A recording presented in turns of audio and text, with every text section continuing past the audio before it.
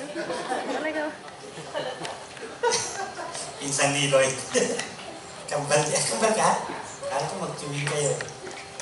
So, ako po pala si Elder Sherwin, no? Muli, isang malaking pribilehiyo at pasasalamat sa Panginoon na makatayo dito muli sa harapan. Hindi lamang po mag-share ng kanyang mga salita, kundi makita rin po kayo nakabahagi nito. Amen? Amen. Salamat po sa Panginoon sa patuloy na pag-aakay niya sa atin sa kanyang gawain. Salamat sa Panginoon sa mga bagong muka at sa mga medyo luma na. No, talagang purihin ng Panginoon at siya yung nagsusustain ng lahat ng bagay sa buhay natin. And for today, bago tayo mag-start, may I ask everyone again to please rise as we give the reverence para po sa pagbabasa ng ng salita ng Panginoon. Amen. So, sige po, tayo po muna ipagbasa ng salita ng ating Panginoon na matatagpuan sa chapter 5 ng Book of Luke. And as I said po before, nasa series tayo ng librong ito at ating iniimay-imay ang bawat versikulo ng librong ito. And right now, nasa part na tayo ng pagtatapos ng chapter 5, praise be to the Lord. At atin pong naibahagi ang mga mensaheng ito. And ganun pa rin po, as we read the verses na po na nasa ating harapan, alternate po natin itong basahin. Uumpisahan ko and then kayo po. And dun sa last verse po, sama-sama po tayong magbasa, okay? So, it said, in chapter 33 of chapter 5 of verse 33, rather ng ating libro, it says, they said to him, John's disciple often fast and pray. And so the disciples of the Pharisees, but yours go on eating and drinking. Verse 34. Jesus answered, they make the friends of the bridegroom fast while he is with them. Verse 35. But the time will come when the bridegroom will be taken from them. In those days they will fast. Verse 36. No one hears these out of the garment, but the old one. Otherwise, they will have torn the new garment, and the patch for the new will not match the old. Verse 37. And no one pours new wine into old wineskin. Otherwise, the new wine will burst the skins. The wine will run out, and the wineskins will be ruined. Verse 38. No, new wine must be poured into new wineskin. And verse 39 altogether po. And no one, after drinking old wines, wants the new. For they say, the old is better. Amen? Let's pray. Father God, we thank you, Lord God, for your message sa amin sa araw nito, Panginoon. Salamat po, O Diyos, sa buhay ng bawat isa, Panginoon. Sa puso, Panginoon, na dinala mo sa lugar na ito upang makinig at punuin ang iyong salita. Lord, it's all for your glory, Lord God. Itago mo po ako sa iyong likuran, Panginoon. Ikaw lamang po ang mataas, maluwalhati sa aming kalagitnaan, Panginoon. Salamat po, O Diyos, sa pagkakataong ito. At sa lahat po, Panginoon, ng bagay na ipaparanas at ipapaunawa mo sa amin sa araw na ito. Salamat po, O Diyos. In Jesus' name we pray. Amen. Makakapag po na po lahat. Uli, good morning po ulit. Okay na, bro, Abel? Amen. So, praise God po. So, ito po tayo, no? Yung ating pag-aaralan ngayon, kung nabasa niyo po, no? About dito, sa mga bagay na ito. New wine, wineskin, old and new, garments, old and new, may bridegroom pa. Dami natin pag-aaralan siguro, hapon na tayo matatapos nito. So, umpisahan na natin. Magpapakita po ako ng mga pictures nito. Bilang simple analogy ng ating supposed to be pag-aaralan ngayong araw nito. And praise God po, may bisita po tayo sa Elder Joe. May kanyang mga kasama. Amen? So, ito po, no? Magandang umaga po. Ulit po kayo. Dito po sa harap. Amen po. Magandang umaga po sa inyo. And, sige, makikita nyo na napapansin nyo rito. Yan. Diba? Ito yung, pangarap ko lang dati. Nung bata ako. Pangarap ko magkagaroon ganito eh. Yan. So, air po is old model ng isang unit ng computer. Kung makikita nyo, no, napakadaming aparatos na nakakabit sa kanya. No? Napakaraming aparatos. Very traditional. Nagtataas ang mga CPU. Naglalaki ang monitor. Just can't imagine yung inconvenience ng pag-set up ng lahat ng yan. Ano? And then pag may nasira yung paghahanap, kung nasaan yung sira. So, yan po yung old model ng computers natin. And definitely, yung system niyan, kaparehas lang din. And punta naman tayo dito. Di ba? Napakaganda. Pangarap ko rin yan. Wala pa rin ako yan hanggang ngayon eh. So, nakita niyo po, very minimal setup, no? Halos nakatago na yung CPU. Hindi ko alam kung saan bulsa nung nagko-computer na nilagay. But, definitely, ibang-iba siya ron sa itsura nung old, no? So, ito yung gusto kong bigyan ng parallelism ngayon. As we draw dun sa message ng verses na binasa natin kanina. So, just as our hardware here and softwares nowadays undergo continuous upgrades, yung atin daw pong, just to stay relevant and efficient, yung ating pananampalataya, dapat nag-i-evolve din. Yung ating spirituality, nag-i-evolve din. So, hindi tayo dapat outdated. Dapat lagi tayong updated. So, yan. The old ways, like itong mga outdated technology na ito, cannot support. Yung old ways cannot support kung ano yung bagong buhay na itinuturo at ino-offer ng ating Panginoon.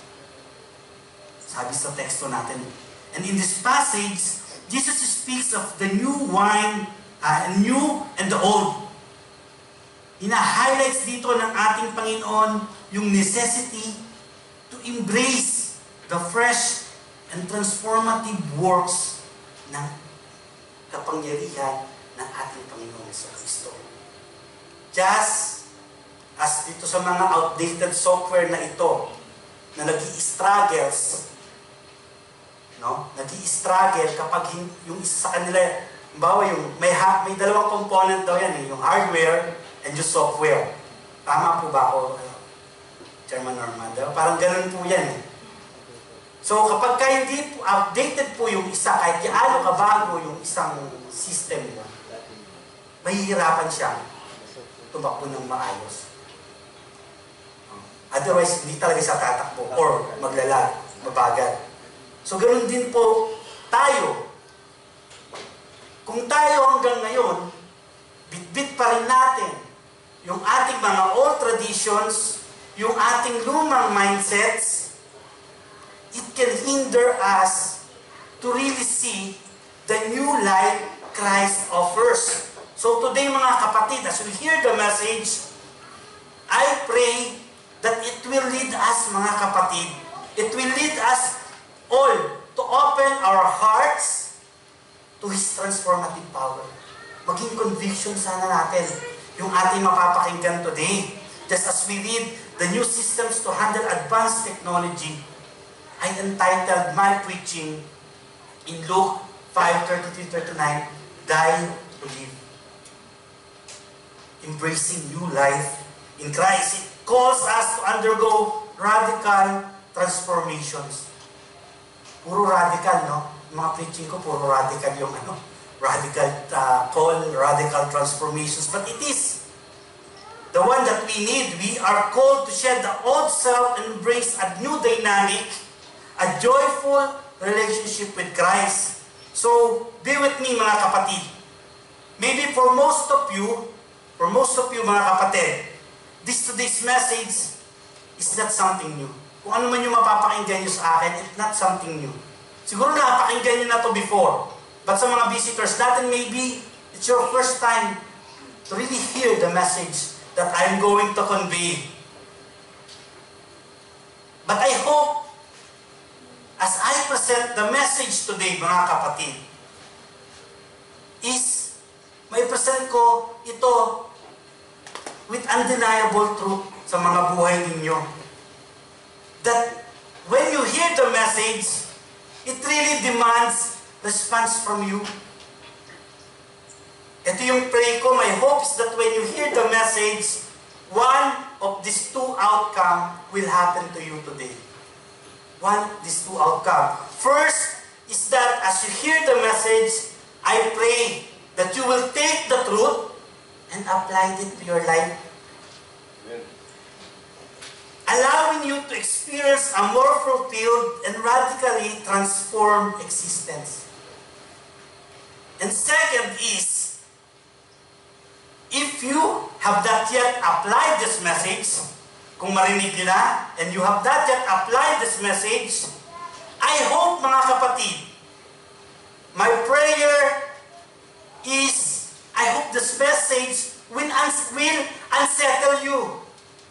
I hope this message will bother you. And I'm not saying this because galit ako sa inyo. I'm saying this because I love you with the love of the Lord. My prayer is for us, including myself, to really hear and understand this truth. There's nothing new in here, but this is the truth. And I hope when it unsettles us, it leads us to Jesus. It leads us to our knees. Makita natin yung ating mga kakulangan at yung ating pangangailangan. Pangangailangan, hindi ng ating sariling kakayahan, kundi pangangailangan sa ating Panginoon. Sana, ito yung mangyari. Because it really saddened to see, mga kapatid, everyone or anyone living in a way where they know the truth, pero hindi nila ina-apply. Because I believe, mga kapatid, the power of Jesus Christ is only visible to others when it is actively lived out sa mga buhay natin. Amen? Naniniwala po kayo doon? Amen. Yung power ng Panginoon, kahit gaano mo yan kaganda sabihin sa iba, kung hindi yan ang nakikita nila sa iyo, maniniwala ba sila? Amen? Kahit gaano kabago yung mensahe sabihin mo sa kanila. And before I go to my passage, allow me to share this wonderful poem na nabasa ko. It is really a conviction, full of conviction for me. No? Allow me to read this one. And allow me to share this one. Ito, sinulat ni Francis Drake, isang American sailor during the 1570s, 1500s. Tinitle niya to, Disturb Us, Lord. Sabi niya rito, disturb us, Lord, when we are too well pleased with ourselves. When our dreams have come true, because we dreamed too little. When we arrive safely, because we sailed too close to the shore. Disturb us, Lord, when the abundance of things we possess, we have lost our thirst for the waters of life. Having fallen in love with life, we have ceased the dream of eternity. And in our efforts to build a new earth, we have allowed our vision of the new heaven to dim. Disturb us, Lord, to dare more boldly, to venture on wilder seas, where storms will show your mastery. Where losing sight of land, we shall find the stars. We ask you to push back the horizons of our hopes and to push us in the future in strength, courage, and love. Amen? Amen. Napakaganda, no? Napaka-powerful and napaka-conviction, napaka-full of conviction sa akin nung binasa ko tong poem na to. And it really,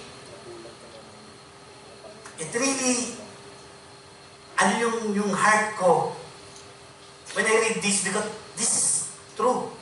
This is reality.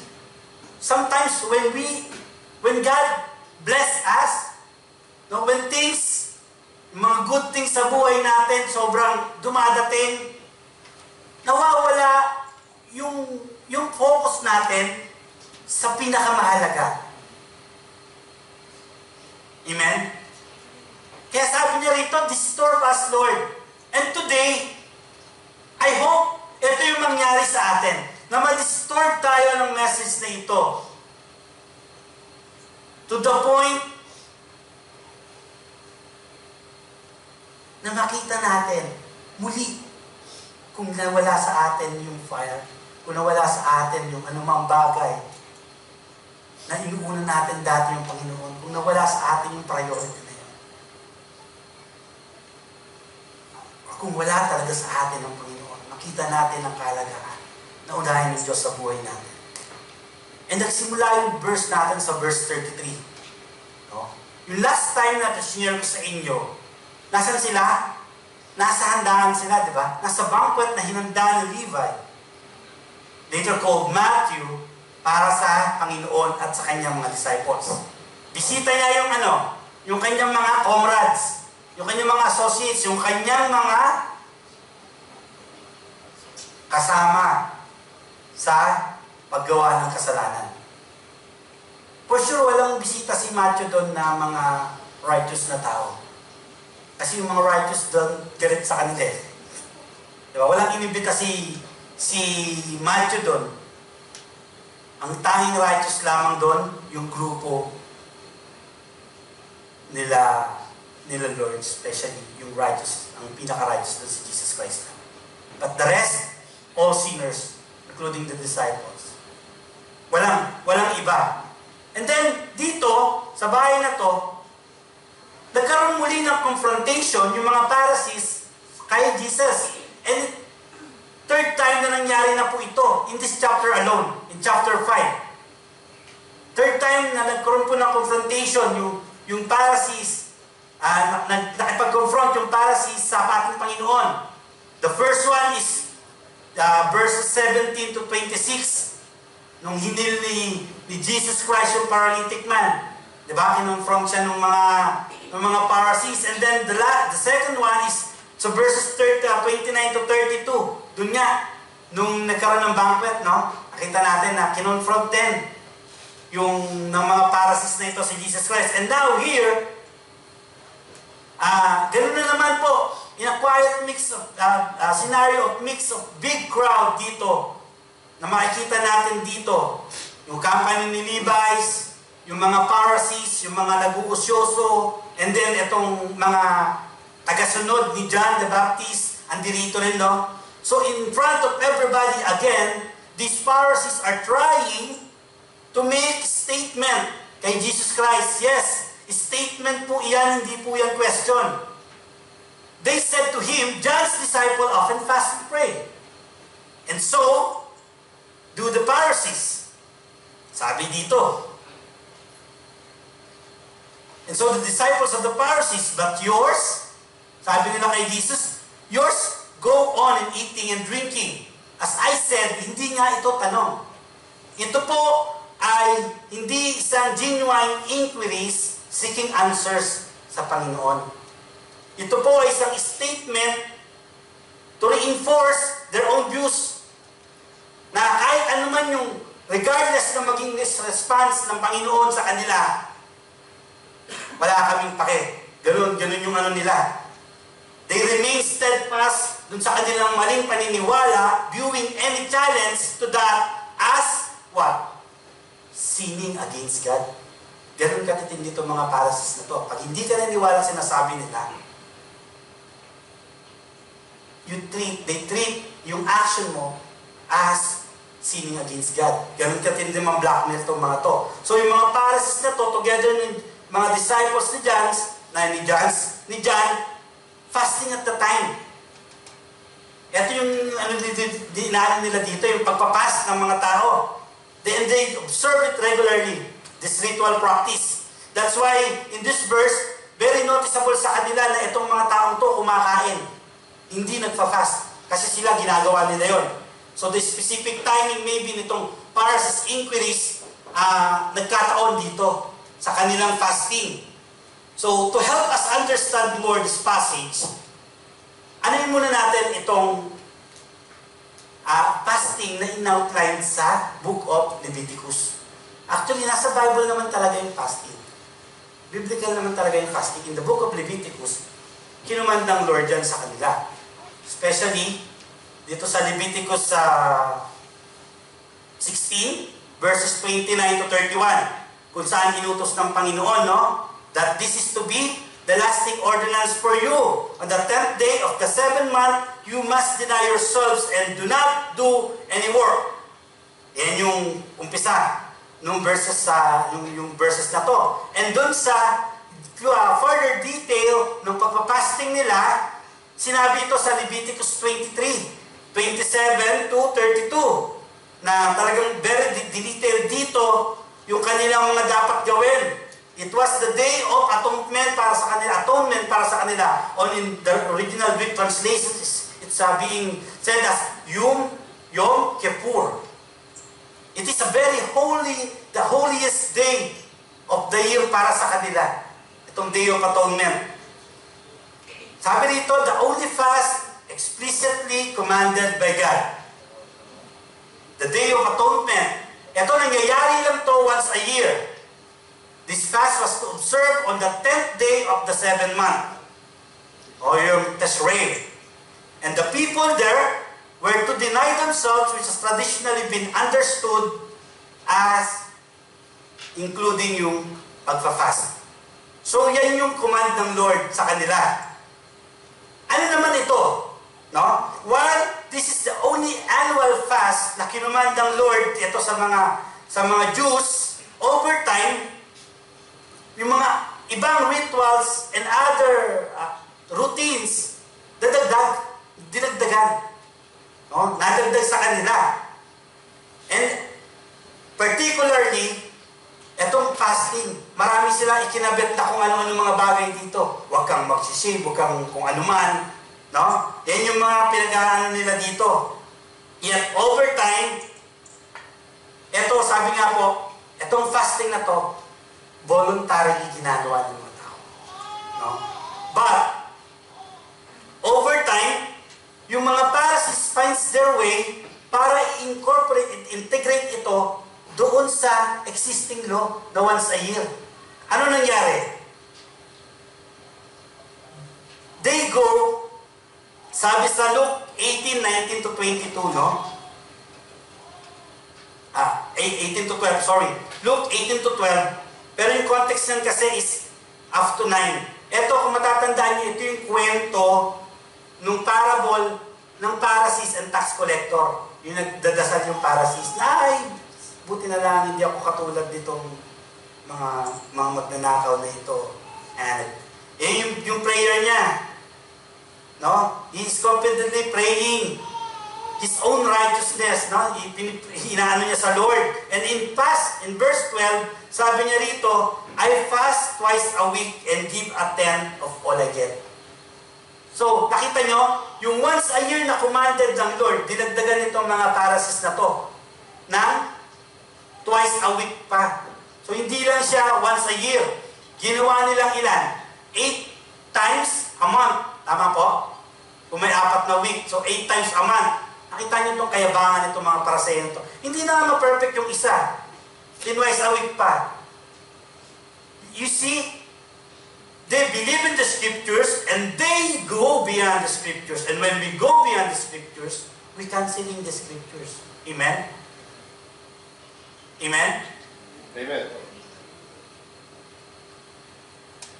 Amen. No? Ulitin ko They really believe in the Scriptures and they go beyond the Scriptures. And when we go beyond the Scriptures, may mga bagay silang dinagdag. And when we go beyond the Scriptures, we canceling what the Scriptures say. Hindi na yung Scriptures yung nasunod. Ikaw na. So you're canceling the Scriptures. So ito yung kayabangan nila. And in this section of Scriptures, no? Sabi nga, in verse 12, dinagdag nila yung 2 times a week. Associated with mourning, with repentance, and seeking God's favor. So may mga ginagawa sila that they believe they think will earn them merit para sa favor ng Lord. May mga dinagdag sila and they religiously incorporated that doon sa ng mga Jewish. Sa pananampalataya ng mga Jewish. And to make the matters worse, itong mga Pharisees na to, when they fast, they want everyone to know. They want everyone to know. Ganon sila. Katindi. O papasok yan ng church, walang mga shave-shave, walang mga hila-hilamos. They really want to went inside the church and everybody knows, itong tao to very holy.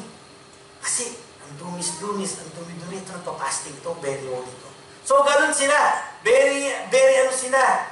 Gustong-gusto nila na nakikita, no? Yung kanilang mga ginagawa, and in this manner, we can conclude what these Pharisees are after. They are the blind leaders of the blind. They have followers. And they are there not to seek the truth, but to corner Jesus in any way they can. Yun lamang po, yung kanilang sa bagay na ito. Now, in verse 34, it says, Jesus answered them, "Can you make friends of the bridegroom fast while he is with them?" So what a rhetorical question indeed, mga kapatid, right?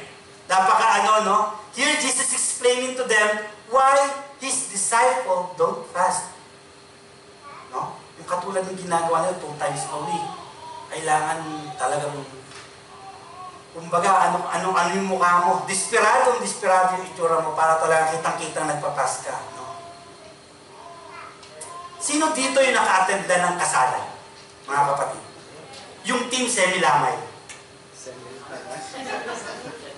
Yung bawal, magsaya tayo sa mga bawal kinasal, pero bawal kang tumawa, bawal kang maging masaya. Maraming pagkain din, pero bawal kang kumain. Wala, di ba? Walang ganong kasalan. Pag may kasalan, it's time of festivities. Hindi naman kami papayag ni Elder Joe pag pumunta kami ng kasalan, ganon ng team. Dami namin dalang plastic. So, walang ganon, no? Walang pumupunta sa kasal na nagdadalang hati unless ikaw yung ex ng isa sa mga ikinakasal. Di ba? Unless ikaw yung ex. Talagang yun ang pakiramdam ko. Yung matagal kayong, bigla na lang kayo hindi nagkita, tapos hindi na rin nag-explain kung ano yung bakit hindi na lang nakipagkita sa'yo. Tapos doon mo na lang siya nakita, kinakasal na. Di ba? Baka hindi pa nagtatanong yung pare kung sino tumututol. Sumisigaw ka na. Pero otherwise, kung walang mga ganong bagay, walang mga ganong issues, yung kasalan is something that we celebrating. Amen? Full of celebration, full of joy. Lahat ng nandoon, nagsasaya dun sa mga ikinakasal. No? Kaya nga may mga best wishes eh. Best wishes sa mga ikinakasal. But in this verse, in this verse, napakaganda that Jesus used the metaphor of the bridegroom to refer to himself. Ano ba yung nito? Ano ba yung parallelism nitong bridegroom at ni Jesus? Bakit ito yung binigay ng Panginoon? Na panimula doon sa kanyang sagot sa mga Pharisees. So, the bridegroom. Sabi po dito, the bridegroom symbolizes what?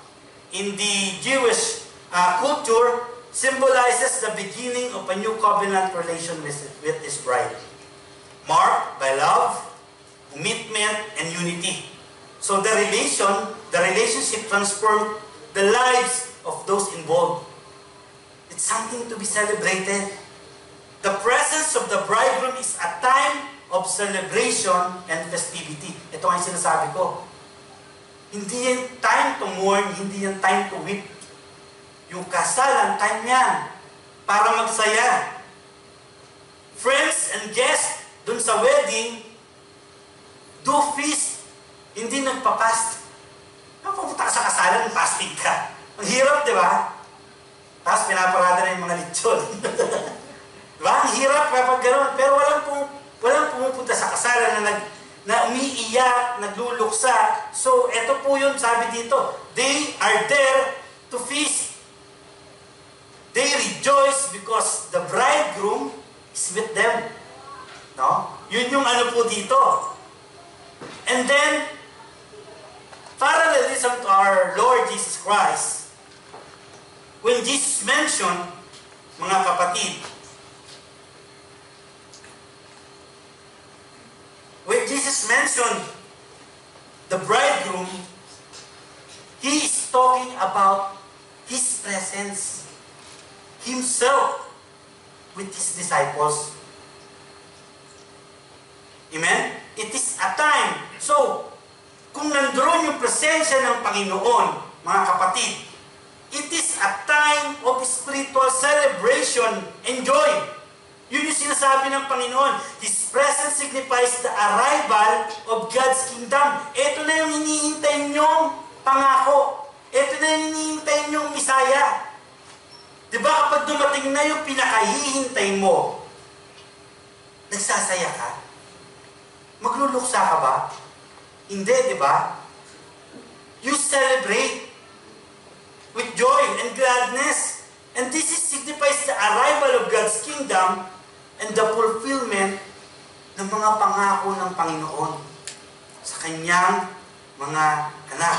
And this is not a time of mourning and fasting, mga kapatid, but a great time of rejoicing, being physically present with them. Yung ating Panginoong Jesus. It is cause of celebration. It signifies a time of renewal and grace, where the old rituals give way to new and vibrant faith. Nakita nyo yung ginagawa, di ba, ng mga, yung introduction ng mga ginagawa ng mga Pharisees, just to earn favor sa Lord. And ito yung ino-offer ng Lord. So what is the importance of understanding, in our understanding here? What is the importance of this sa atin? In the context of joy, mga kapatid, Jesus explains that His presence brings a unique and profound joy, akin to the joy of life dun sa wedding feast. It brings unique and profound joy, just as it would be inappropriate for a wedding guest to fast in the presence of the bridegroom. It is equally inappropriate for His disciples that while He is with them, they mourn and weep. It is inappropriate. His presence caused in their heart, in their lives, a reason to celebrate their newfound joy, their newfound faith. Remembers Levi? When Jesus called him, he left everything behind. Throw a big banquet in his house, invite all his friends, and celebrate. That's the joy. And it's not time to weep while the bridegroom is with us. Is with them, sorry. Amen? Well, the bridegroom is with them. And in the context of the new covenant, mga kapatid, Jesus' analogy signifies the shift from the old covenant practices, such as fasting, such as things that they think earning them favor from the Lord. So, it's a total shift from there, which were associated nga, sabi ko kanina, nung mourning, nung repentance, or nung kung ano ng mga bagay na very visible, makikita ng mga tao sa kanila, no? Na sila ay nagluluksa, sila ay lumalapit sa Diyos ng buong puso kasi ang dumi-dumi ng mga katawan nila, hindi sila naliligo. Diba? Ng saklot pa yan, diba? May mga bababasa pa tayong ganyan. Na while they're mourning, they wear saklot. No, talagang ganon. But here, His presence inaugurates the new covenant. And when we say new covenant, it's all about Christ. And it's a time of joy and direct relationship with God. The veil has been torn.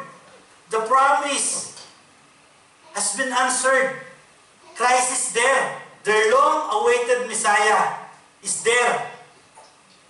And that caused them a great celebration, mga kapatid, a time of joy and direct relationship to the Lord. He is with them. And these disciples' behavior reflect this new reality.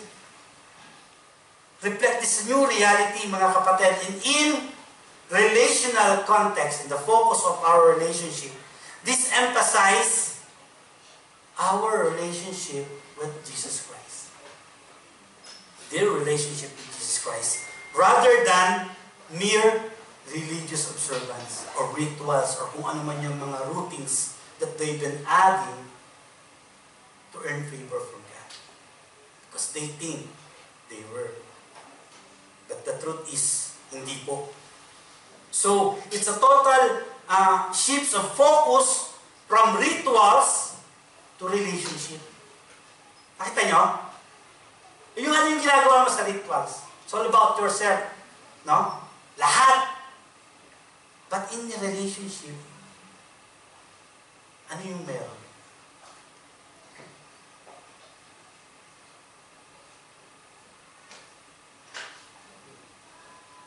Diba pag may relationship, may joy. Amen. Yung kahit kung mo lang nakikita yung picture niya, masaya na. Diba ganun yung Kim na, yung mga LDR. Saya na ni Shemford pagka nakikita. I mean, diba ganun tayo, diba? In a relationship, pero na lang kung talagang dragon yung relasyon mo na pinagbubuhatan ka ng kamay. But, case-to-case basis lang naman yan. Kailangan ka lang mag-aral ng karate para marunong ka sumangga. But, in all cases, and most cases, di ba, it's something that causes joy. Di ba, Bel? Something that causes joy. Yung lagi ka nakangiti kahit wala kang kausap. It's something that causes joy. The days kung saan nagmumorn ka, the days kung saan nasasaktan ka, it's all over. No, it's a relationship. Kaya nga sabi, it's a total shift of focus from rituals. Yung mga bagay na ginagawa mo, mag-isa, ginagawa mo, tingin mo, makakabuti sa Lord. It's a total shift from there to relationship with God. And it invites you with joy. This relationship, it's a longing to experience God's presence directly. So this is how great it is to be in the presence of our Lord Jesus Christ, mga kapatid. Their long-awaited Messiah. But sabi ko nga po, the sad truth is, itong mga Pharisees, hindi po nila yon naiintindihan. Hindi po nila yon nakikita.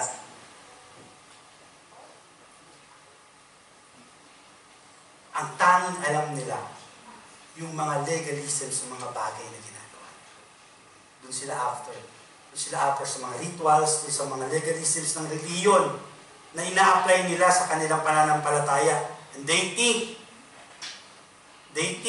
that they are earning favor to the Lord. And where do it leads them?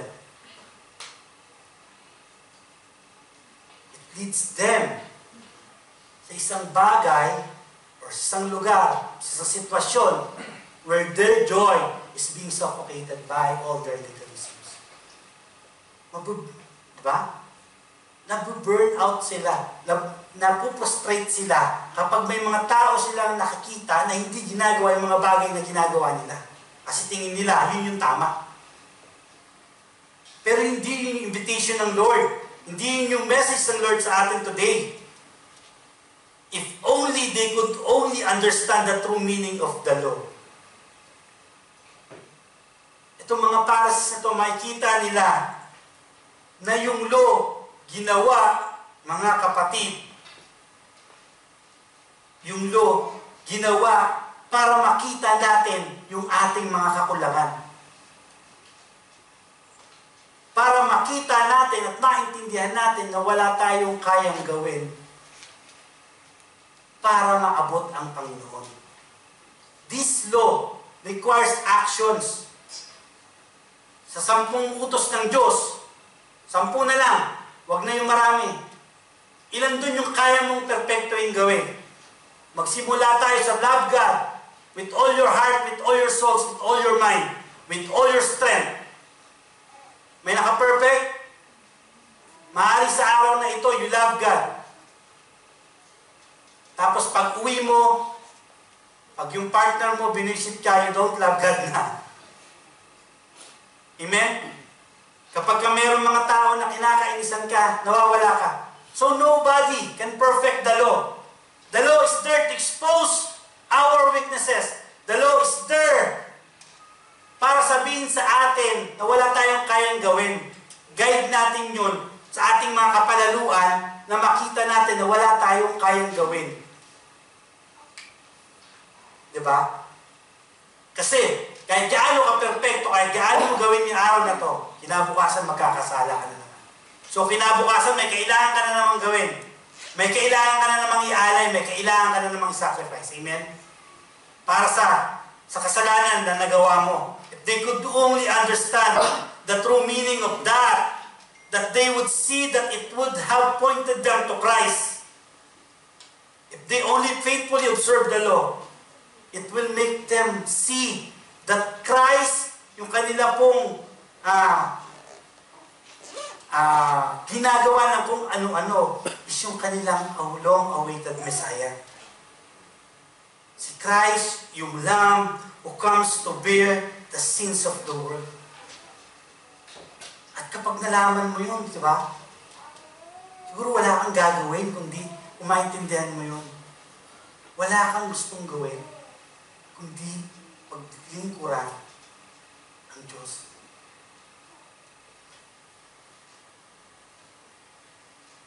So understanding Jesus as the bridegroom in this verse, mga kapatid, reveals the transformative joy His presence brings. From mourning, from weeping, to great joy. From rituals, to having a relationship with God directly. Wala ka nang kailangan daanan. Wala ka nang kailangan daanan channel para makarating ka sa presensya ng Panginoon. It is an invitation of direct relationship with God, mga kapatid, marking a shift from the old covenant to the new. The analogy, mga kapatid, na binigay ng Panginoon dito underscores the fasting and mourning are inappropriate when the bridegroom is present. And, mga kapatid, the presence of our Lord Jesus Christ signifies fulfillment, signifies joy, and inauguration of a new intimate relationship with God.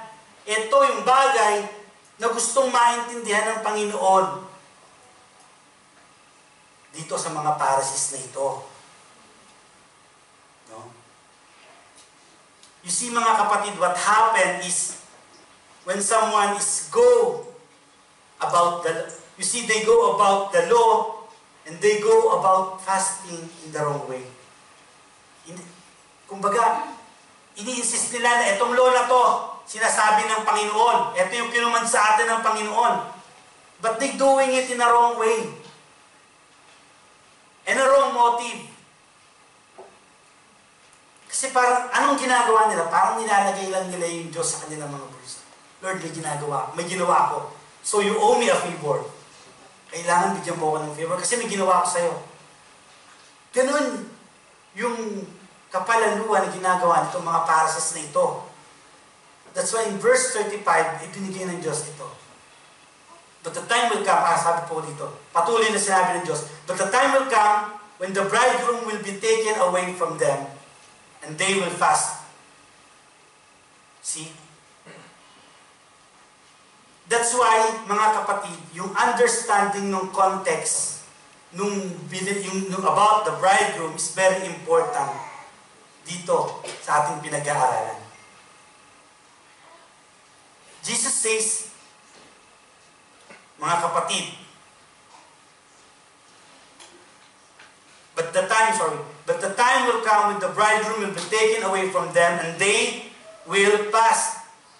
And mga kapatid, the question is, what are those days? What are those days, mga kapatid? I believe those days na binabanggit dito, no?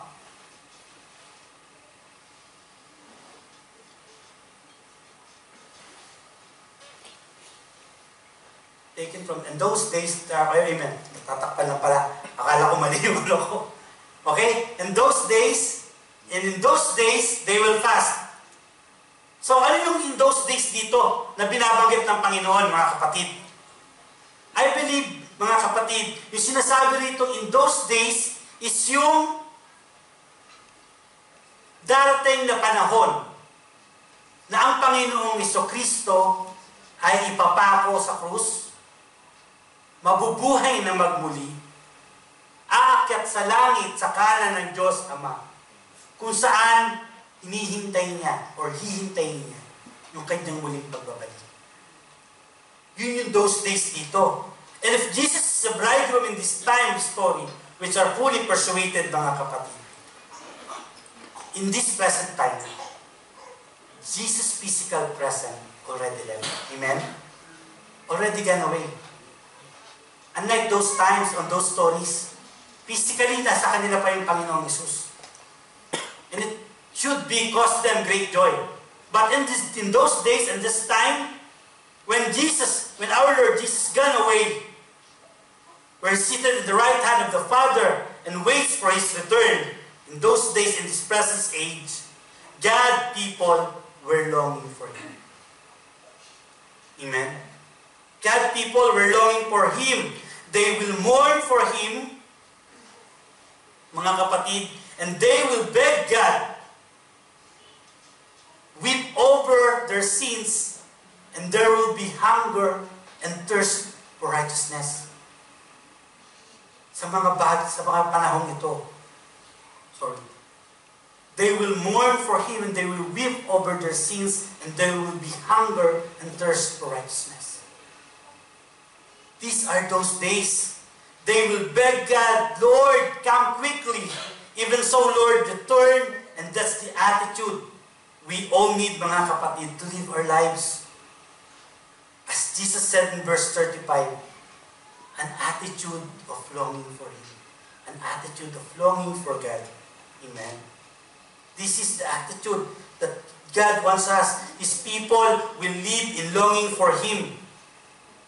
And if you're longing to God, you will put God first. You will live your lives putting God first. Amen? Because of that longing, because of that hunger. I remember, when we singing here, I've heard Brother Norman talking, Lord, thank you that despite of my unworthiness, you love me.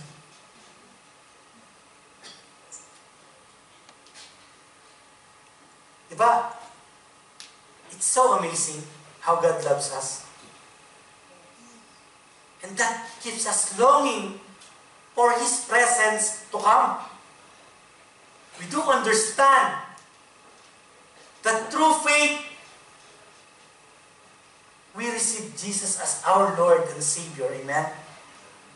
And that what makes us qualified to enter heaven.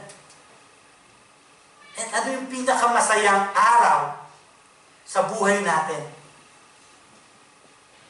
Kasi kahit gaano kasaya yung araw sa buhay natin ngayon, aminin man natin sa hindi ito perfecto na masaya. Hindi ito perfecto sa mga bagay na gusto natin. Sa mga bagay na kailangan natin. And what are those days? We're longing for God, for Jesus Christ to come back soon. Kasi that's the time na makakasama natin yung ating Panginoon. That's the time na hindi na tayo muli pang iiyak. That's the time na hindi na tayo malulungkot. Hindi na tayo mahihiwalay sa pagmamahal ng Diyos. Masaya ba yung puso natin? Masaya po ba yung puso natin? Do we live in that way? Do we live in the anticipation of Christ's return, mga kapatid? That we so conscious sa lahat ng mga bagay na ginagawa natin na maaaring makapagpasakit sa damdamin ng ating Panginoon. na maaaring makasira sa relasyon natin sa ating Panginoon? Do we live in that anticipation of Christ's return, mga kapatid? And in order for us to really understand this message, mga kapatid, allow me to share this parable as well to you. In Matthew 25, verse 1 to 13. Ito po, mga kapatid, yung kwento ng 10 virgins, kung narinig nyo na po. May 10 virgins, naghihintay sila sa pagdating ng bridegroom. So, during that time, na culture ng yung bridegroom daw po, dumadating yan ng gabi. So, unknowingly, walang time kung kailan darating yan. So, yung mga, virgins, naghihintay sila sa daan. Malapit po dun sa gate, kung saan gaganapin po yung kasalan. At naghihintay sila doon. Kapag dating ng bridegroom at nandoon sila, kasama silang papasok ng bridegroom sa loob. Now, the story is this. Yung 5 virgins po, ang ginawa nila, they fully anticipated yung mga pwedeng mangyari. Pwedeng may madelay, or kung ano man. So, they bring additional oil with them. Para kung sakali mang maubos yung oil ng lamp na hawak nila at hindi pa dumating yung bridegroom, hindi sila kailangan umalis dun sa pwesto nila. Meron silang reserva. So it will last hanggang sa pagdating ng bridegroom. Because he surely come. But the other 5 virgins, ang ginawa nila, they took it complacently. Dala yung lamp, naghintay sila doon without doing anything to prepare. So, nung na-delay yung pagdating yung bridegroom, eto na po. Nagkakasa na yung mga ulang 5 virgins ng new oil sa lamp nila para masustain yung ilaw ng kanilang lampara. Yung 5 virgins na tataranta na. Kasi, mamamatay na yung ilawan nila. So, nangingi sila ng oil dun sa mga 5 virgins, but hindi sila nabigyan kasi nga sakto lang yung dala din nila to last para dun sa nakatakdang pagdating. Kung bibigyan nila, maaaring kulangin na sila. So, ang ginawa, sabi nila, bumalik kayo doon sa pinagbilan namin at bumili kayo. So, ginawa ng 5 virgins, pumunta sila ron at bumili. Pagbalik nila, wala na. Pag alis nila, dumating yung bridegroom, kinuha yung 5 na nakahanda, nag-anticipate sa kanyang pagdating, at isinama sila sa loob. And sinat na yung door. Pagdating po, nung 5, wala na. Wala na po doon yung bridegroom and yung 5 nilang kasama. And they shouting dun sa labas ng door, open the door. But he replied, truly, I tell you, I don't know you. Sabi ng bridegroom. Therefore, keep watch, because you do not know the day or hour of my coming. So, what was commendable here is yung sinabi ko nga sa inyo about these 5 virgins, yung the way they prepared. They were ready, and they were ready for the bridegroom to come. To the extent na naglagay sila ng mga bagay na makakatulong sa kanila just in case may delay. They are waiting there for him, and they did not just waiting, but expectantly, they made provisions para sa kanilang paghihintay. Para po, in case dumating yung arrival ng bridegroom, nakaready sila. And nangyari yun. While the other 5 doing foolish things. Thinking, hindi pa darating. Or darating siguro na maaga, so sakto na to. Nakita niyo yung attitude na tinuturo sa atin dito ng ating Panginoon. We have this longing sa kanyang pagdating. And while we have this anticipation of Christ's return, hindi lang tayo maghintay, kundi maghanda at maghintay sa kanyang pagdating. Ang tanong, ano ang ginagawa mo sa paghahanda mo? It's up to you to answer that questions. But here, sinasabi ng parable ng 10 Commandments is kinukomplement niya yung message ng verse 35 by expanding on the concept of the bridegroom presence and absence. It provides a practical illustration sa atin, mga kapatid. It provides a practical illustration sa atin what it means to be spiritually prepared for the time when Jesus is not physically present and the ultimate expectation ng Kanya pong pagbabalik. So it gives us these practical applications. Number one is spiritual.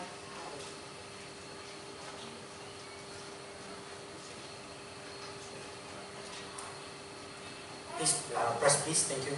Number one is spiritual vigilance, mga kapatid. So both passages encourage us, mga kapatid, mga believers, to maintain our spiritual vigilance and readiness. Maghanda tayo at maging mapagmasid. Just as the wise virgins prepared for the bridegroom's delayed arrival, disciples are to prepare for times of spiritual trial and Jesus' eventual return. So it calls us to this spiritual vigilance. Press please. Faithfulness in waiting. The parable emphasized to us that faithfulness in waiting period, paralleling the call in verse 35 for disciples to fast and prepare during absence of our Lord Jesus Christ. And the joy of anticipation, press please. While Luke 5:35 speaks to the joy of Jesus' presence and the anticipation of His absence, tinuturo po sa atin ng parable na ito, yung joy of being ready to welcome into the wedding feast. The joy of being ready. You're not just waiting, but you're waiting with anticipation and great joy. Amen? So, napaka-ganda po nitong binibigay sa ating lesson para sa verse 35 ng parable ng 10 virgins. So, we're to live in the eager hope, mga kapatid, of Christ's returning. Never lose your hope. Never lose your watch. Always be ready sa Kanyang pagdating. Huwag tayong maging complacent na tingin natin hindi pa. Because when you read the Bible, all the signs of His soon coming, nangyayari na po. Most of the signs. But we'll never know when the exact day will come. Hindi ko po kayo tinatakot, pero tinatakot ko na po kayo. Kung hindi kayo ready. Kung wala sa inyo ang Panginoong Jesus na nagbayad ng mga kasalanan, baliwala ang paghihintay. Yun ang katotohanan. Yun yung malungkot na katotohanan. Mahal na mahal po natin ang bawat sa amen. Amen.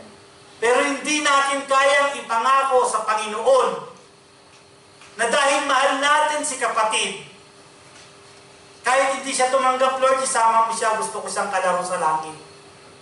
Gusto ko siyang katawanan sa langit.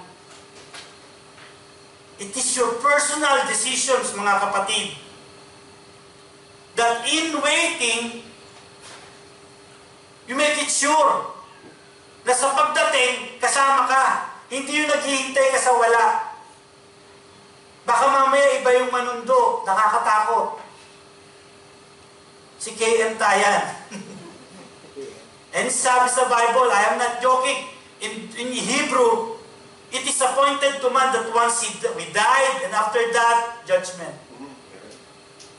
Wala nang second chance.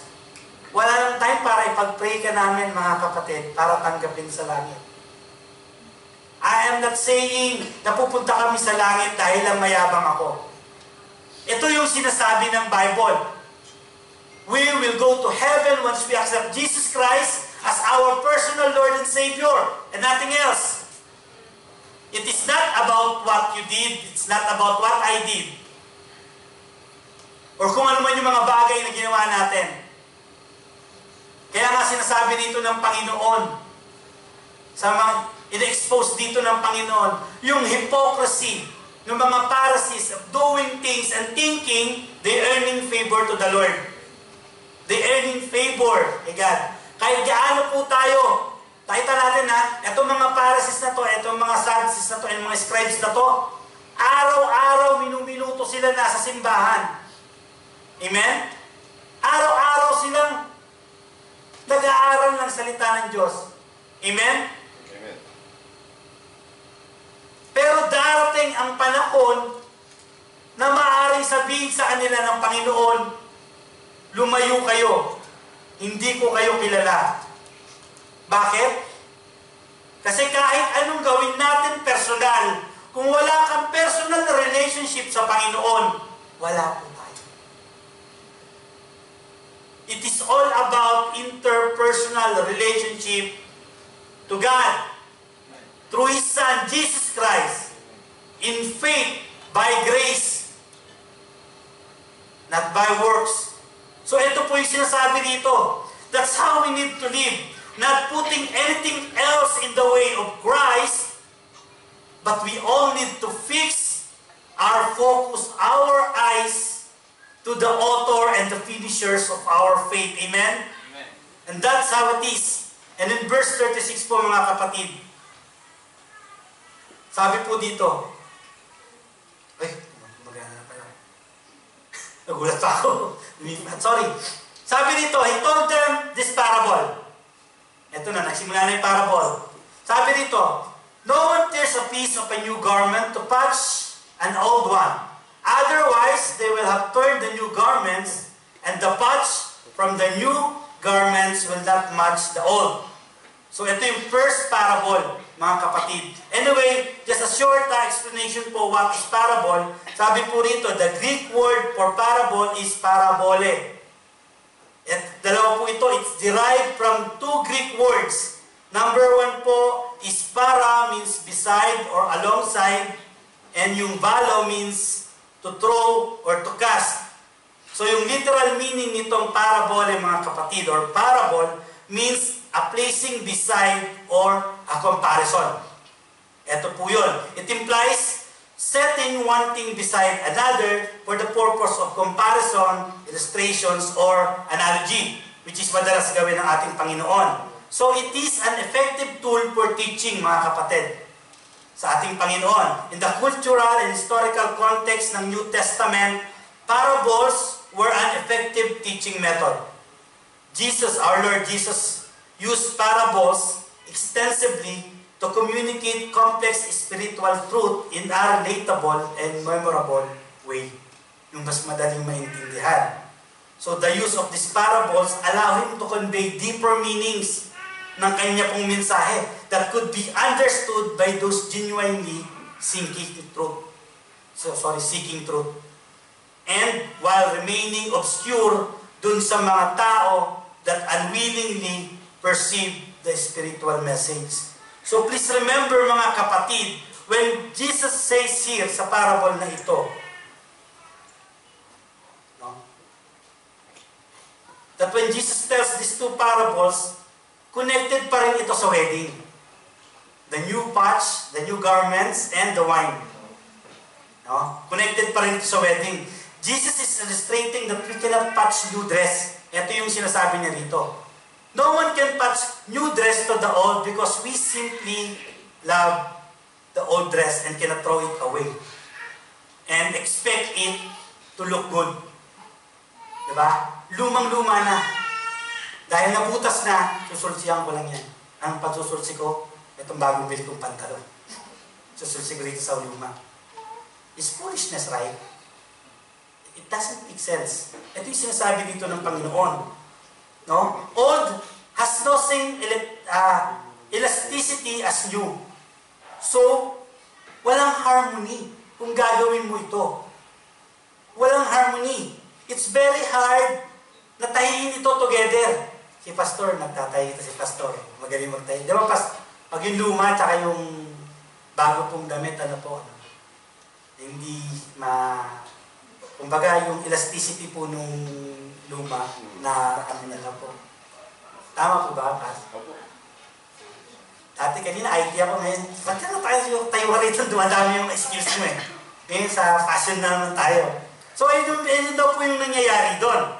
So, what did Jesus means in this first parable? Nung ano po na ito. Practically, when the new garment rings, ito nga po yung sinasabi ko ni Pastor kanina, what's gonna do with the old, it's gonna tear it. It's gonna tear it. And the new old pants, masisira. And the new one, sira na. So it doesn't make sense. So applying this parable to the Pharisees' actions, it simply says, ito po, sabi rito, the new way that Jesus brings cannot be patched unto the Pharisees' self-righteousness and self-control system. The Pharisees clung to the old garments of religion, no, yung kanilang mga rituals, napaka-importante sa kanya yan. Ay siya yung magkaroon ng tamang relasyon sa Panginoon. Ay siya yung magkaroon ng tamang relasyon kay Jesus. Mas importante sa kanila itong mga ganito. Yung magpapakabisi sila sa church, no? Marami yan. Mas importante sa kanila yung old system na to. Pati ito yung sinasabi ni Jesus. Hindi mo pwedeng punitin yung bago at itahi mo dun sa luma. Otherwise, parehas ito masisira. Hindi dahil mahal mo yung luma, ayaw mo siyang itapon kasi butas-butas na, ipang i-repair mo, hindi na. Hindi mo magagawa yun, sabi po dito. No? We can't mix and match. This is the message po. We cannot add Jesus into our lives while clinging to our self-centered righteousness, mga kapatid. Empty rituals and external routines that never touches the heart. Kahit gaano tayo ka-busy sa mga bagay na tingin natin, ginagawa natin. Sorry, may tubig pala ako. Dala-dalawa pa kanina tubig to. Amen? Sabi ko po ha.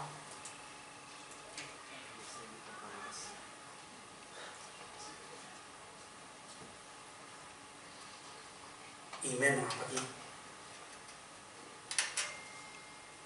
So kahit gaano tayo ka-busy sa lahat ng ginagawa natin, we cannot just simply mix and match.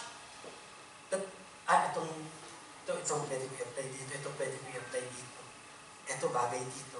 We cannot simply mix and match in our relationship to the Lord.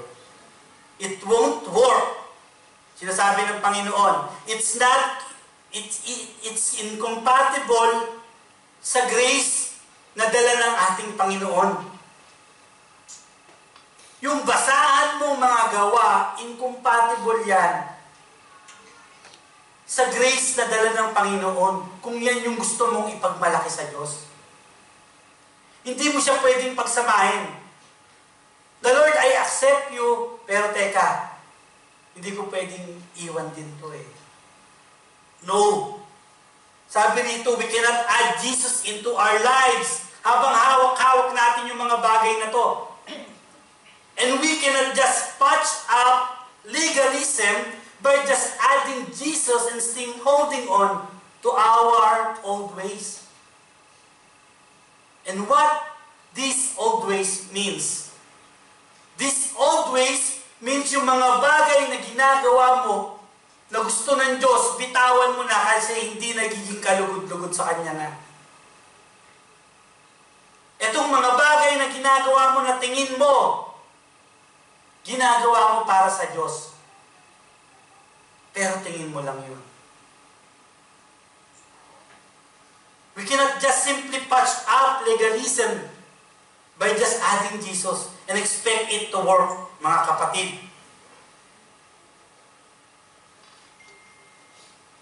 Jesus demands all or nothing.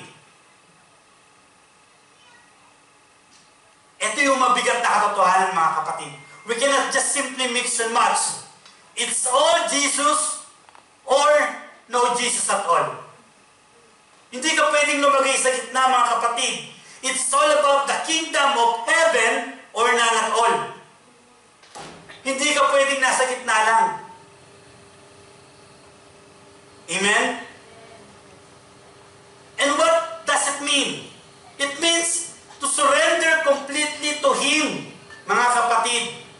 Surrender completely to Him. Putting on the new garments He provides and leave behind the old ways of self-righteousness and legalism.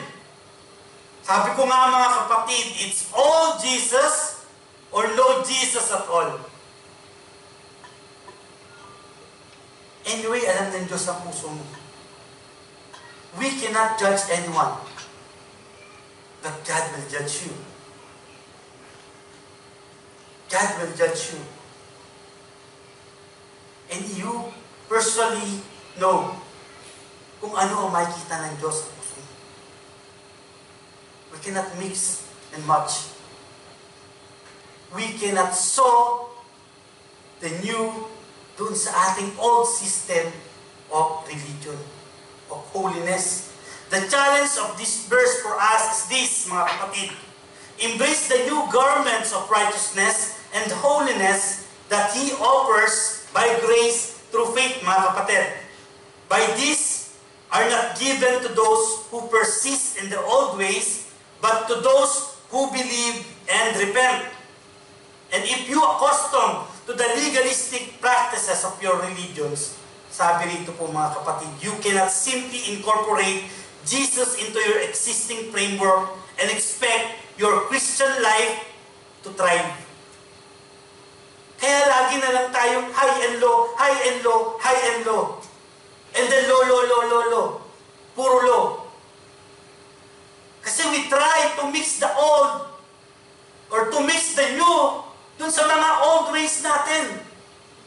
What is hard or what making you? May English nun. Nasa isip ko na kanina eh. What makes you hold on to those things? Bakit ayaw mong i-let go? Bakit ayaw nating i-let go? Put on the new garments, mga kapatid. Put on the new garment of grace and truth that only Jesus can provide. Amen? And the second, ay sorry ate, paglipat ko sabi natin. Sorry ate. And now, the second parable is this. And no one pours new wine into old wineskin.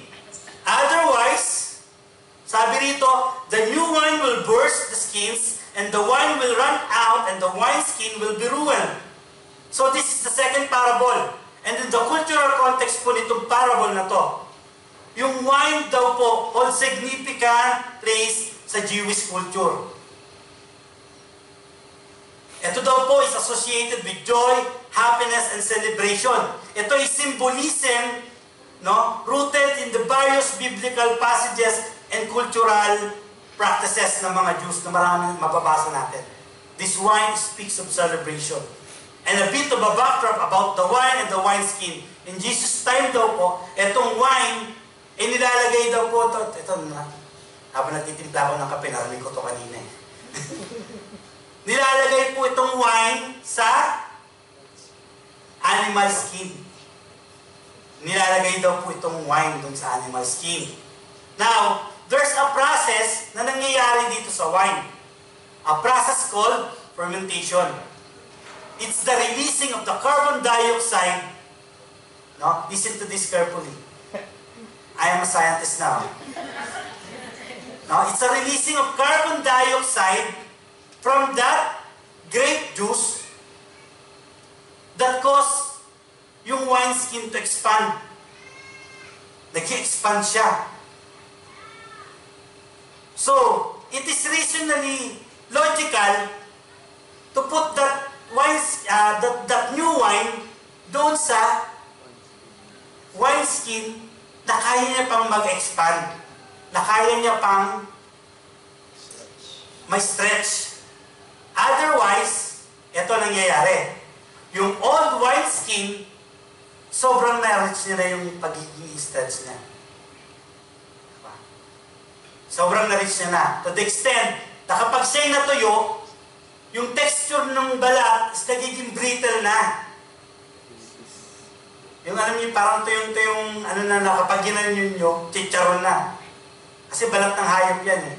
So ngayon, kapag ka nilagay mo yung new wine that there, tapos magpe-ferment pa ito, lalabas yung carbon dioxide. So mag-expand ito. Ano mangyayari pag sa old wineskin mo nilagay? Sasabog. Masisira yung lagayan at masisira yung inilagay. No? So it's very logical to put the new wine sa bagong wineskin. Amen? So if this new wine poured out, o pag mag-expand man siya, hindi po agad-agad masisira. So what's the point of Jesus? What's the point of Jesus of telling this parable? First, you need to know and to understand na yung old wineskin is hindi po Old Testament ito. Baka may nag-isip sa inyo. Ito yung Old Testament siguro itong old wineskin. No, hindi po ito Old Testament. Hindi po yun ang meaning ni Jesus dito. He is speaking about this old dead system of legalism in the religion of the Pharisees and the scribes that cannot contain the kingdom of heaven, that cannot contain the new message of grace. Kasi para sa kanila, it's all about what you're doing sa Lord. It's not about what the Lord is doing to you. So ito yung sinasabi nitong old wine skin. Jesus is talking about their old ways of thinking. The righteousness comes through works that God loves comes through earning His favor. Ito yung sinasabi rito. And if you put God on your pocket, that is not God. You cannot put God on your pocket. No? Ito yung parang ginagawa ng mga ani. They thinking, oh God, I'm fasting. You owe me righteousness. Diba? Kaya lagi sila nagpapashowing. Sabi ko sa inyo kanina, di ba? Pag pumapasok sila sa simbahan, talagang alam mo, nagpapasting sila. Kulang na lang magpunas ng putik sa katawan nila para very visible talaga. But ito yung ginagawa nila. They think that. Kaya nga sabi sa Matthew 23:3, sabi ni Jesus Christ sa mga tao, habang tinitingnan itong mga Pharisees na to, do as they teach, but do not do as they do. Do as they teach, but do not do as they do, for they preach, but do not practice. Amen? They preach and do not practice. They never keep the law. They just do that simply because they're trying to hold on to things that's so valuable to them, like power, authority, and the wealth that comes, no? And ang sumusunod yung mga tao. So to show us that we need forgiveness, no? To show us that we're not holy like God. Itong parable na ito, that we're not righteous like God is. We need that to be given to us, and there's the Pharisees trying to take the new wine of the radical teaching of Jesus Christ. Ganito nila tinitake. Akala nila pwedeng ganon. But here is the truth. God's salvation is for those who truly believe and truly repent. And they trying to put the new wine on their old wineskin, and Jesus said, it is not compatible. It is not compatible. You're not gonna put these pieces together with that old mentality that you have.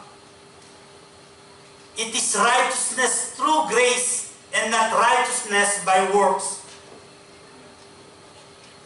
You need a whole new set of perspective in this. Ayan ang sinasabi po dito. God is saying, you need a new wineskin to deal with my message. Hindi yung gawin mo to para maging mabuting Kristiyano ka. Kailangan mo tong gawin. And then pag hindi mo nagawa, guilty ka. Kasi tingin mo hindi ka na mabuting Kristiyano. No. Tanggalin mo yan. Yan yung sinasabi ng Panginoon. The old wineskin represents that self-effort of man defined as the approval before God by keeping it to someone else's checklist. And I praise God kasi hindi ganun yung church natin. Hindi tayo tinuturuan ng ganitong mga bagay.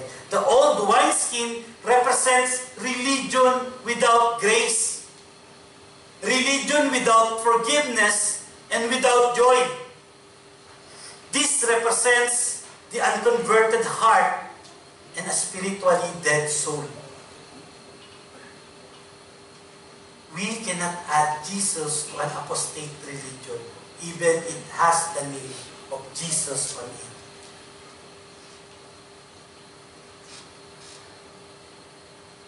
Amen? And now sabi po in verse 38, new wine must be poured into new wineskin. So, this verse, I will take the context of this word must. For this verse, no, new wine must be poured into new wineskin. I will take this context. Now, it speaks about necessity and urgency, mga kapatid. For us, it indicates a necessity that sabi po dito, it is not optional but required. The use of mass implies that this change is part of God's divine plan. So hindi siya optional, it is required. That's why Jesus is emphasizing that the new wine cannot be contained with old wineskin. It must change. The new wine must be poured out into new wineskin, mga kapatid. And what is this? The new wine representing His new teachings and the new covenant of Jesus through Jesus Christ. And that old wineskin represents the old traditionals and the old covenants yung ginagawa natin mga bagay na tingin natin we taking favor sa Lord. We earning merit sa Lord. Tingin natin may plus one. And there is an urgency to this transformation, mga kapatid. The old structures and mindsets natin in approaching things na para sa Panginoon are incapable of containing the new life and truth Jesus brings. Believers are urged to respond immediately to Jesus' call for transformation. By delaying or resisting change means missing out on the fullness of the new life He offered. Ito yung nawawala sa atin.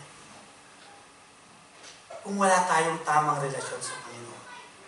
If we are not taking the offer that the Lord Jesus Christ is offering to us, the fullness of the new life, this reinforces the idea that Jesus' mission, mga kapatid, and lastly, it is ordained and essential for the fulfillment of His purpose.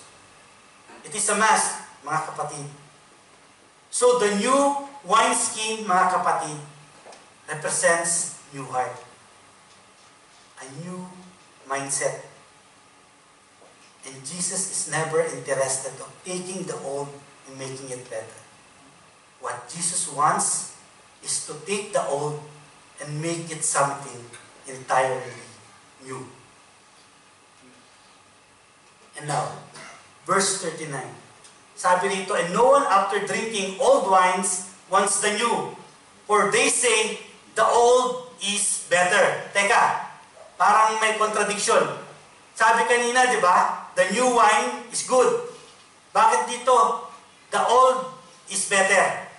But don't be confused, mga kapatid. Don't be confused because the difference is in who is talking. New wine is from Jesus Christ's word. New wine. Jesus says, and this old wine is better, sabi rito, for they say. Diba? So, hindi si Jesus Christ yung nagsalita. For they say, itong mga tao nagpa-practice ng old ways of life, ang nagsasabi nito. Jesus is not saying there that they are right for loving the old things. Jesus is saying that because you hold on to those things so dearly, you love the taste of that old things in your mouth. That you refuse to like the good and new. Amen? It is the delusion. Jesus is proving a point that the old could taste good if this is all you've been drinking for all your life. Wala ka naman tinikmang bago eh. So, kanino mo i-compare yung goodness na yun? Dun sa old din. Tama? It's a delusion. The old wine could taste good when we compare it to other old. Amen? Kasi kung i-compare mo yan sa new, for sure, ibang-iba lasa niyan.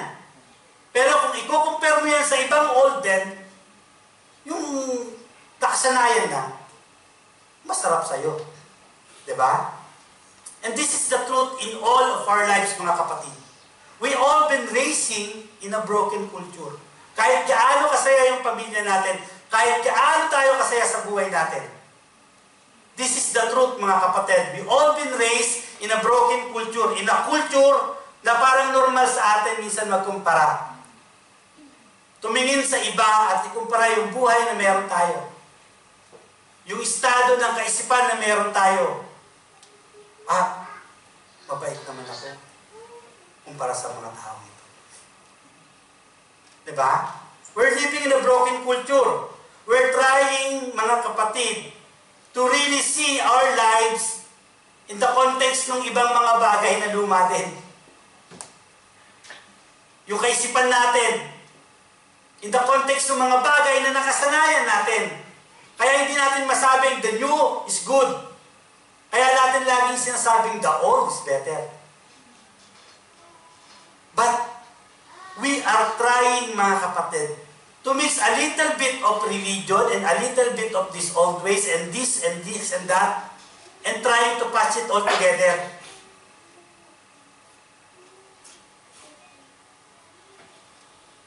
But, sabi nga dito, the problem is, ito yung delusion, we comparing it with others who has not experienced the true benefits of surrendering everything to Jesus Christ. Kaya minsan hindi mo makita yung katotohanan na may kailangan kang baguhin kasi minsan tinitingnan mo yung context ng spirituality mo sa kung ano yung ginagawa ng iba. Lalo na dun sa iba na hindi naman nag-care about their spirituality. Kaya masasabi mo, hindi ko kailangan tanggapin ng Panginoong Jesucristo.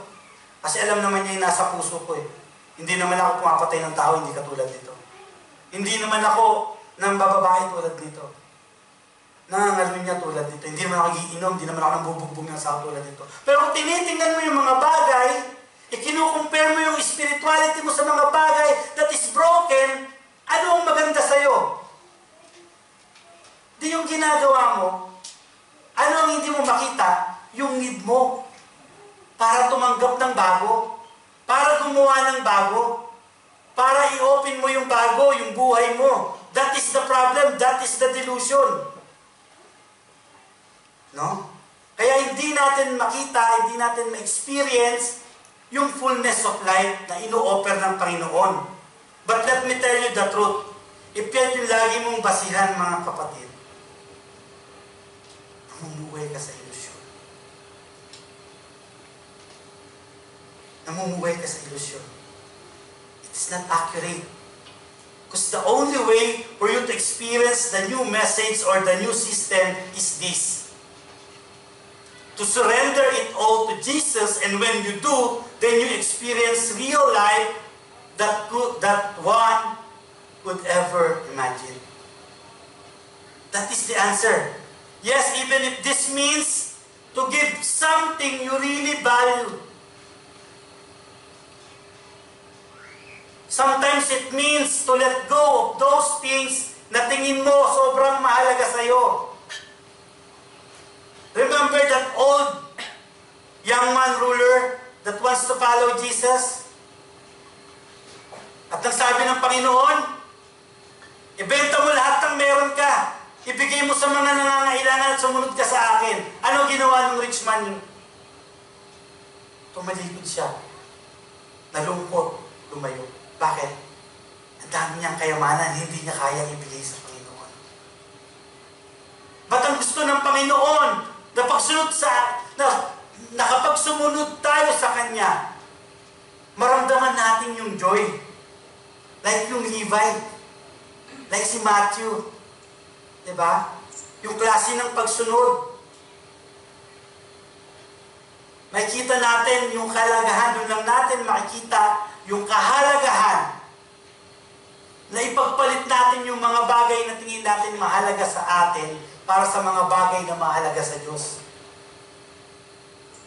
Doon lang natin makikita. And then, doon lang yung time na mapapatunayan natin na mas masarap yung bago kaysa sa luma. Amen? We cannot attach the new system, the new message into our old life and thinking. Now, I go to church, I do this committee, I do this. I'm so blessed, so holy. No?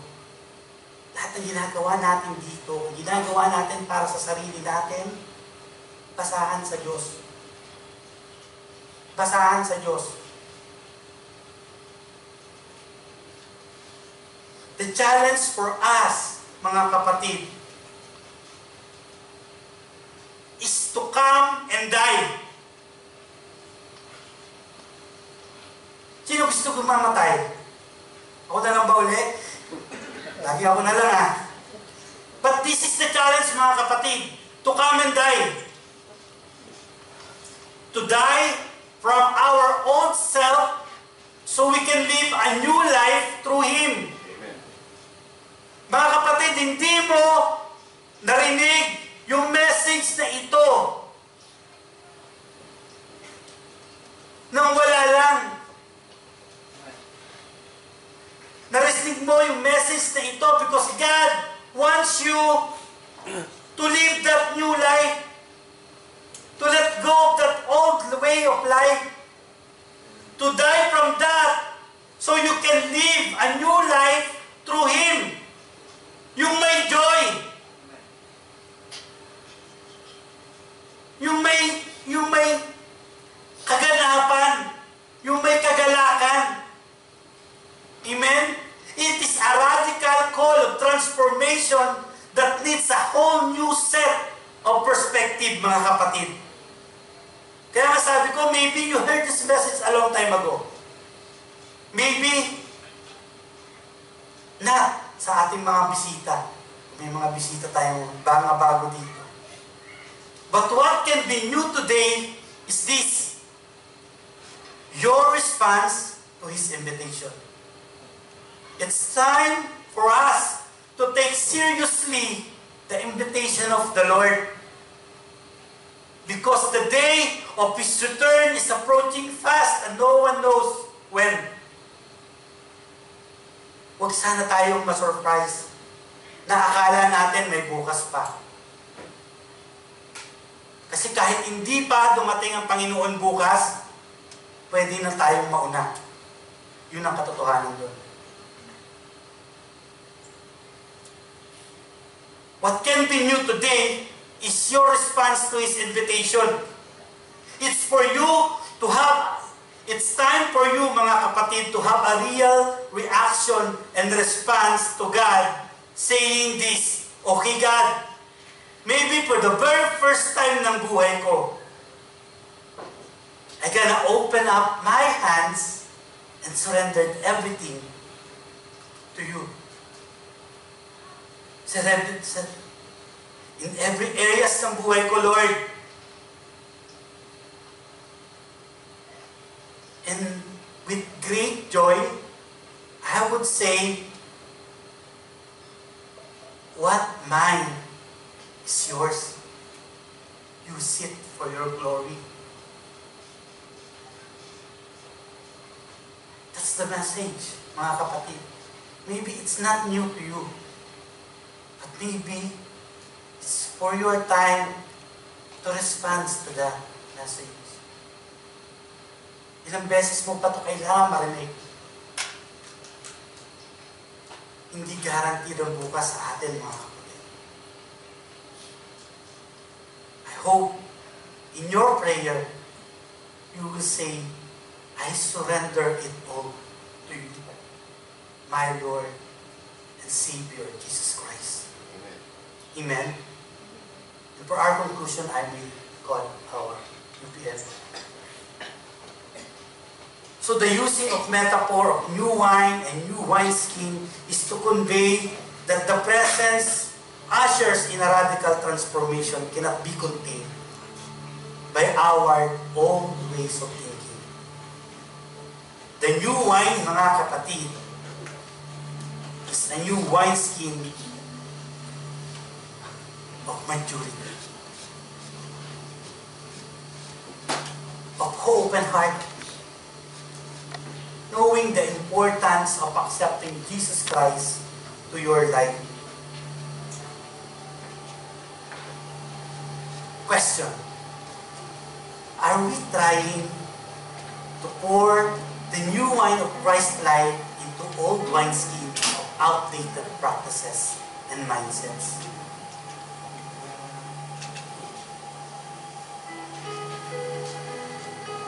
Are we truly living in the joy and freedom that Jesus brings? You know, mga kapatid, Jesus offers this a fresh start. Hindi ka sobrang layo para hindi ka kayang abutin ng Diyos. At hindi mo sobrang sama para hindi ka kayang patawarin ng Diyos. All you need to do is to really comprehend the importance of this message and put it by heart. Kung matagal ka ng Kristiyano at hindi mo pa nagagawa ito, it is a fresh start for you. Kung bago ka lang at ngayon mo lang narinig yung message na ito, it's a fresh start for you. That no matter your past or the burdens you carry, Jesus offers a new life. Amen. Jesus offers a new life.